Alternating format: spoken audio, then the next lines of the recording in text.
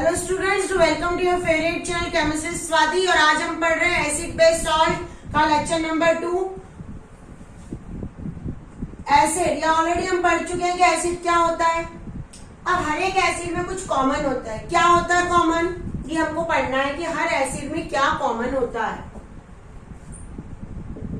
Common in all acid, जैसे हमारे पास है HCl, हमारे पास है H2SO4 और हमारे पास है HNO3। आप सभी देखो ये तीनों एसिड में क्या है कॉमन, H+ आयन। अगर इनका डिसोसिएशन करें हम HCl का तो ये क्या देंगे हमको, H+ आयन। H2SO4 का करें तो ये भी हमको H+ आयन दे रहा है। और अगर हम HNO3 का डिसोसिएशन करें तो ये भी हमको H+ आयन दे रहा है। तो there is H+ ion in common in all acid. हर एक एसिड में H+ आयन कॉमन होता है। जो H+ आयन को डोनेट करता है मतलब वो क्या होता है, एसिड। तो एक साइंटिस्ट हुआ था आर्हीनियस, बड़ा अच्छा साइंटिस्ट है। आप लोग कुछ रिसर्च करोगे तो आपका भी नाम आएगा। उसने कहा था the substance which can donate H+ ions in aqueous solution. Aqueous का मतलब सबको पता होना चाहिए, एक्वस का मतलब होता है वाटर। तो जो H+ आयन को डोनेट करेगा एक्वस सॉल्यूशन में वो होगा एसिड। इसने ये कंसेप्ट बताया, आर्हीनियस नाम का साइंटिस्ट हुआ था। उसको जनरली लिखा जाता है Arrhenius concept of acid and base. Base के बारे में भी उसने बताया था, एसिड के बारे में भी बताया था। हम चूंकि एसिड पढ़ रहे हैं तो हम इसका एसिड वाला कंसेप्ट आज भी पढ़ रहे हैं। जो H+ आयन को डोनेट करे एक्वस सॉल्यूशन। एक्वस का मतलब क्या होता है, वाटर। वाटर के अंदर जैसे हमने लिया HCl और यहाँ पे हमने ले लिया वाटर। अब हमने अब भी देखा कि HCl क्या होता है, H+ और Cl नेगेटिव में डोनेट होता है। ये H+ जो होता है, इस H+ को कौन ले लेता है तुरंत, इसको तुरंत अपनी ओर खींच लेता है H2 और क्या बना लेता है, H3O positive plus Cl negative. तो H3O पॉजिटिव का मतलब क्या होता है, हाइड्रोनियम आयन। क्या होता है, हाइड्रोनियम आयन। यानी हाइड्रोनियम आयन बनना जरूरी है तभी वो कहलाएगा एसिड। आर्हीनियस ने ऐसा बताया। अब इसके बाद हम कहते हैं कि acid is a good conductor of electricity. इसको आप वीडियो को पॉज करके नोट कीजिएगा, सभी नोट कर लीजिए।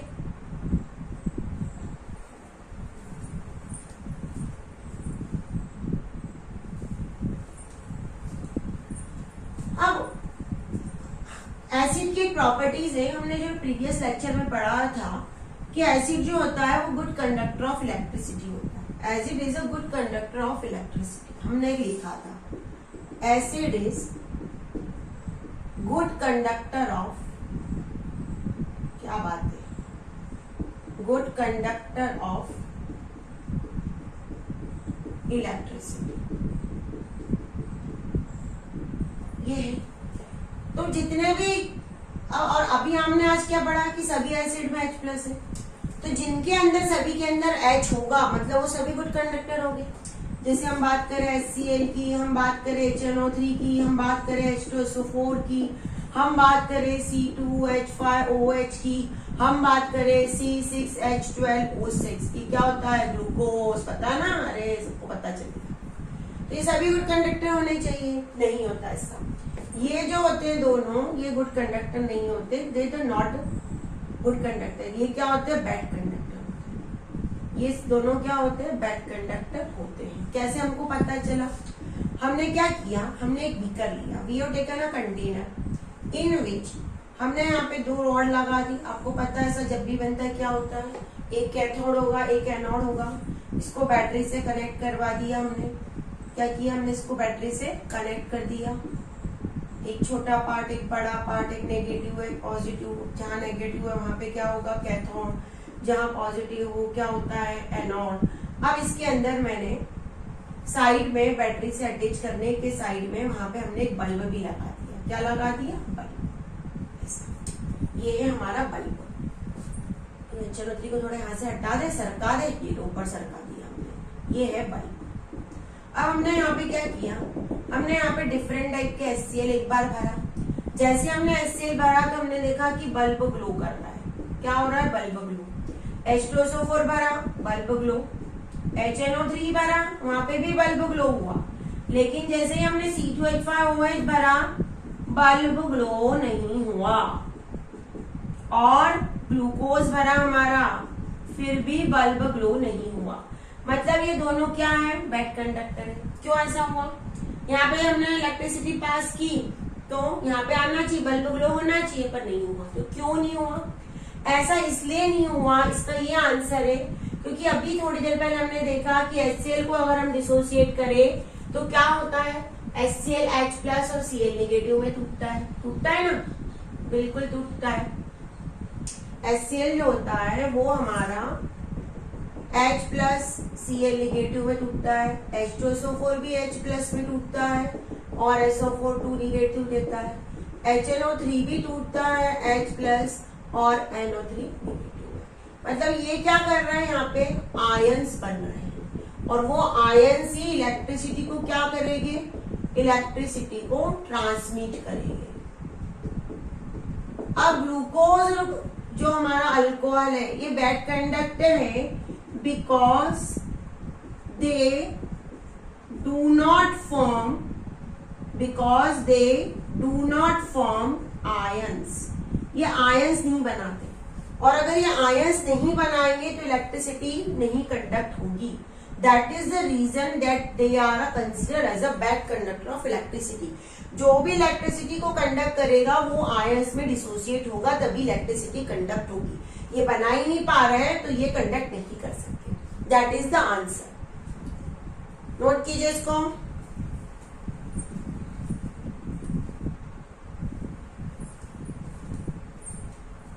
चलिए, हो गया सबका? ओके।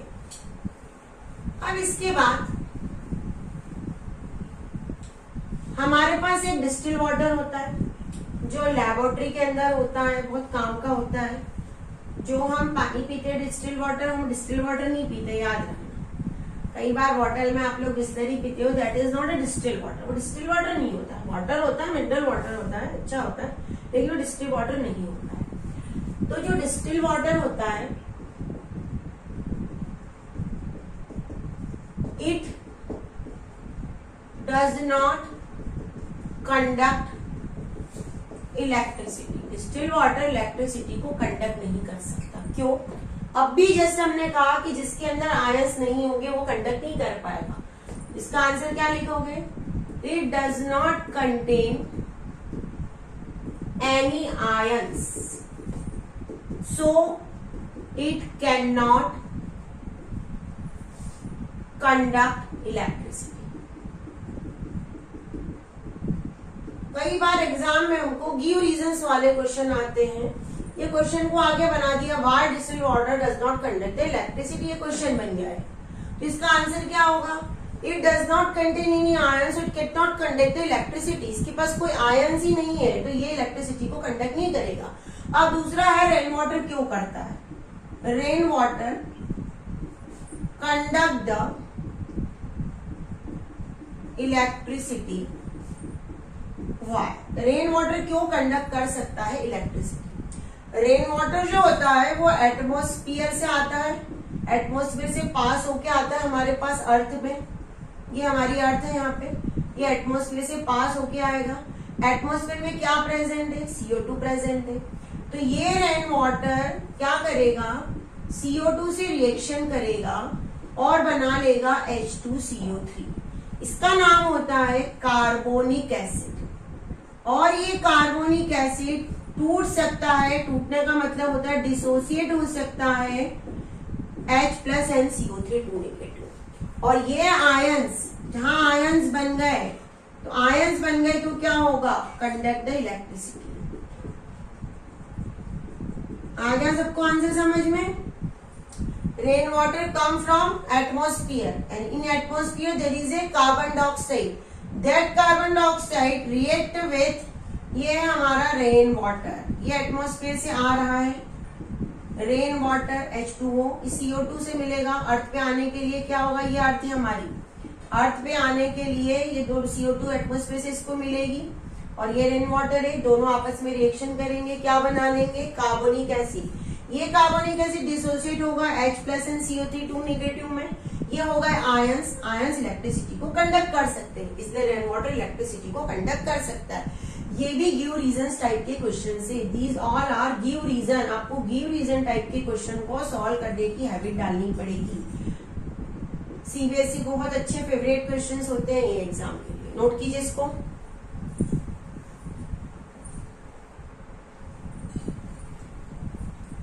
चलिए, सबका हो गया नोट, अब नया टॉपिक पढ़े। चलिए, अब हमने कहा कि बेस होता है हमारे पास, एसिड की प्रॉपर्टीज हमने लेक्चर नंबर 1 में पढ़ ली थी इस चैप्टर की। अब बेस क्या होता है, व्हाट इज अ बेस, कितने टाइप्स के बेस होते हैं। वहां पे हमने एसिड पढ़े थे कई टाइप के। बेस क्या लिखेंगे हम, बेस का सबसे पहले it is bitter in taste, कड़वा लगता है भाई टेस्ट में, it is bitter in taste, taste में कड़वा होता है। It is soapy in touch, कभी साबुन को टच किया है ना, कैसा फिसलता है, वो यही है, बेस ही है। It is a good conductor of electricity, ये भी गुड कंडक्टर इलेक्ट्रिसिटी का। It is a good conductor of electricity, याद रखना। It turns red litmus into blue, ये रेड लिटमस को ब्लू में कन्वर्ट कर सकता है, बिल्कुल कर सकता है। It turns red litmus into blue, ये रेड लिटमस को ब्लू में कन्वर्ट कर सकता है। तो ये इसकी बेसिक प्रॉपर्टीज है। अब यहाँ पे हमारे पास दो बेस होते हैं, एक है स्ट्रॉन्ग बेस, जैसे कि जो कंप्लीटली डिसोसिएट हो जाए, जो कंप्लीटली डिसोसिएट हो जाए।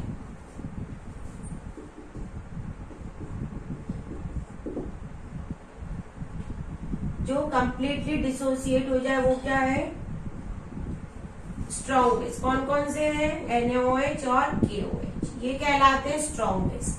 जैसे कि हम इसको तोड़े, जैसे हमने NaOH लिया तो NaOH Na+ और OH नेगेटिव में 100% यहाँ पे टूट जाएगा, ये कहलाता है strong base.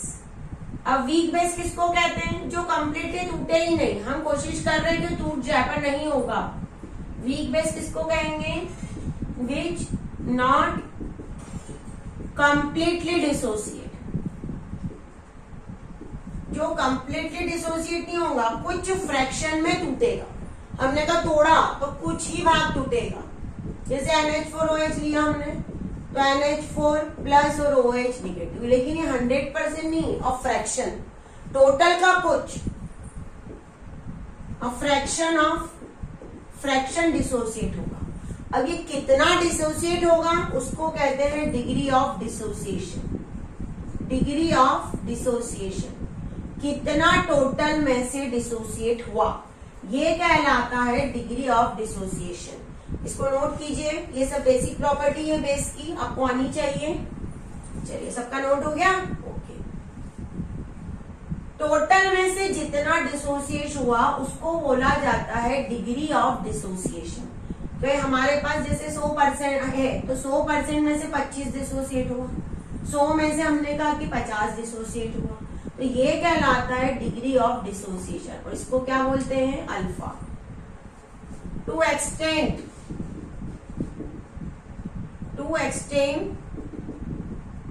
The amount of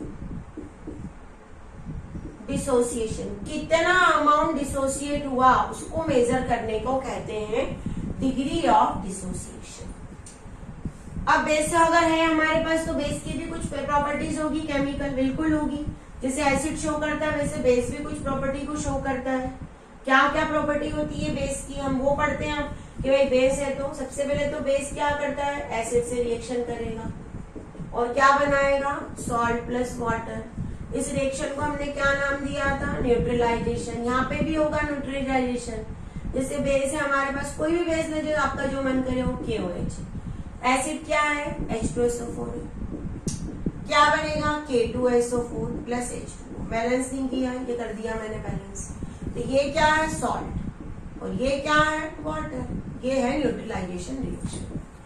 अब दूसरा है बेसिड की, बेस जो होता है वो किसी नॉन मेटल के ऑक्साइड के साथ रिएक्शन करता है।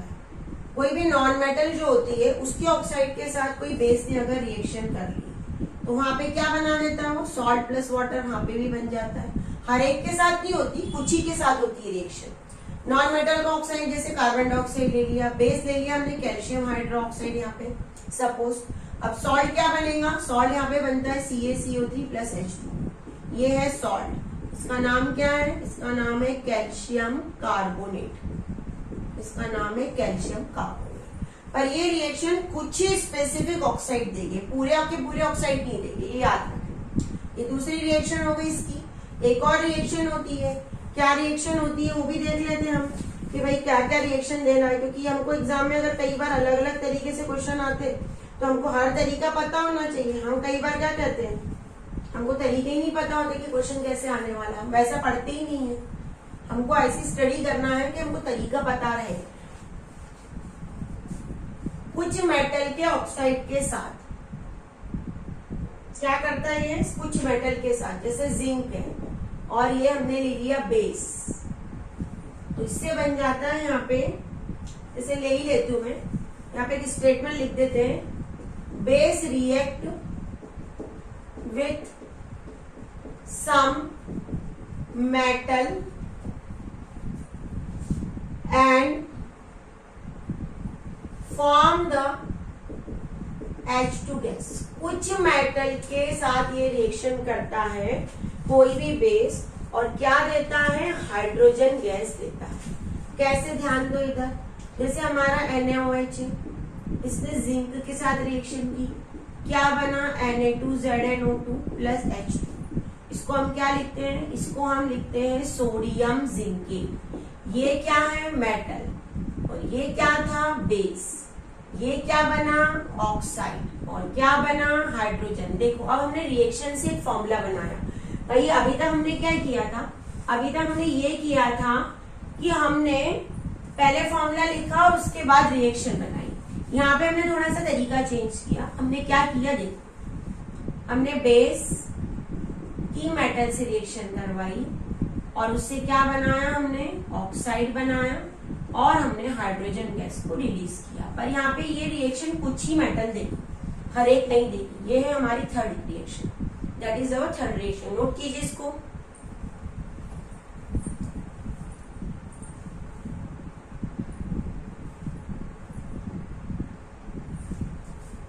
आर्हेनियस कंसेप्ट ऑफ बेस, क्या पढ़ते हैं, Arrhenius concept of base. Arrhenius ने बेस के लिए भी एक कंसेप्ट दिया था। जैसे एसिड के लिए उसने कहा, क्या एसिड के लिए उसने कहा कि जो एक्वस सॉल्यूशन में H+ आयन को डोनेट करता है वो क्या कहलाता है, एसिड। तो इसने कहा द सब्सटेंस विच डोनेट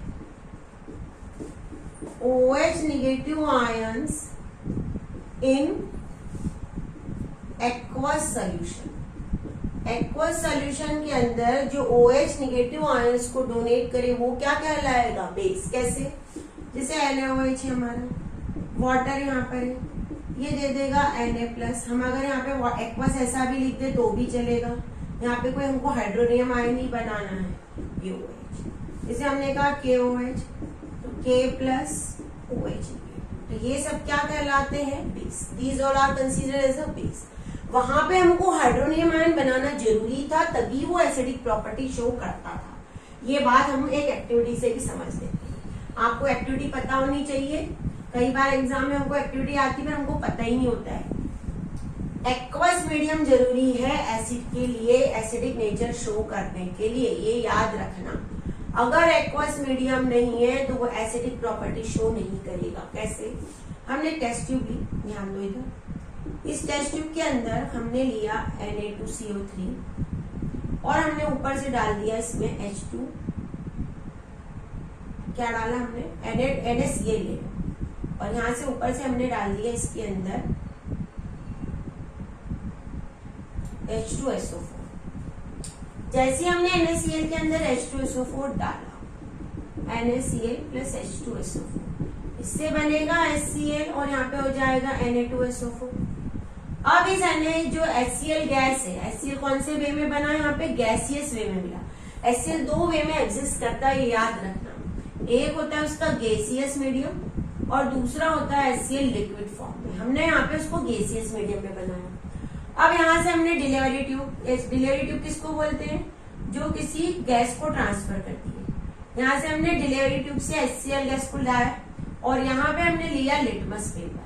कौन सा लिटमस पेपर हम यहाँ पे लेंगे, blue litmus paper. Blue litmus paper हमने यहाँ पे लिया। जैसे हमने ब्लू लिटमस पेपर के ऊपर HCl डाला ये वाला, तो वहां पे कोई भी चेंज नहीं हुआ, नो चेंज। क्यों ऐसा हुआ, क्या रीजन है कि नो चेंज हुआ? उसका रीजन ये था कि यहाँ पे HCl तो बना, HCl टूट भी सकता है H+Cl नेगेटिव में, लेकिन यहाँ पे कहीं एक्वस मीडियम है क्या, नहीं, तो HCl टूटेगा ही नहीं, ये HCl कोई डिसोसिएट होगा ही नहीं, आयंस बनेंगे ही नहीं। अब हमने इसी एक्सपेरिमेंट को दूसरी बार रिपीट किया। क्या किया हमने, इस एक्सपेरिमेंट के साथ हमने ये रिएक्शंस आप लोग नोट कर लीजिए सब, पहले सबकी नोट हो जाए तो अच्छी बात है। चलिए अब हमने क्या किया, दूसरी बार में हमने यहाँ पे ब्लू लिटमस पेपर की जगह हमने रखा वेट ब्लू लिटमस पेपर। क्या रखा, वेट ब्लू लिटमस पेपर, गीला लिटमस पेपर लिया। जैसे हमने वेट ब्लू लिटमस पेपर लिया, तो वेट का मतलब क्या हुआ, उसके अंदर पानी है, तो पानी से क्या होगा, हाइड्रोनियम आयन बन जाएगा और Cl नेगेटिव। ये जैसे ही हाइड्रोनियम आयन बना, तो ब्लू लिटमस पेपर जो था उसका कलर क्या हो गया, रेड। क्यों रिएक्शन में ऐसा आया, क्योंकि वेट था, वेटेड वाला गीला हमने लिया, और हमने गीला लिया तो उसके अंदर क्या प्रेजेंट है, वाटर ने HCl से रिएक्शन करके HCl ने क्या किया, एक्वस मीडियम में हाइड्रोनियम आयन बना लिया, और ये हाइड्रोनियम आयन ही नीचे एसिडिक कैरेक्टर के लिए क्या होता है, रिस्पॉन्सिबल। एसिडिक कैरेक्टर इसी से आता है। ये एक्टिविटी बहुत इंपॉर्टेंट है, इसको कई बार इंपॉर्टेंट एक्टिविटीज में कंसीडर किया जाता है, इसको नोट कीजिए। एक चीज और याद रखना कि कई बार एग्जाम में आपको कंफ्यूज करने के लिए, कई बार क्या करते हैं, कंफ्यूज करने के लिए, जैसे एसिड है, तो एसिड में कहा हमने कि H+ आयन की, जब भी किसी चीज को ब्रैकेट में लिखते बेटा, जैसे मैंने H+ आयन को यहाँ पे स्क्वायर ब्रैकेट में लिखा हुआ है, तो इसको वो लिखा जाता है, पढ़ा जाता है कॉन्सेंट्रेशन। क्या बोलेंगे, कॉन्सेंट्रेशन ऑफ H+ आयन, ऐसा पढ़ा जाता है।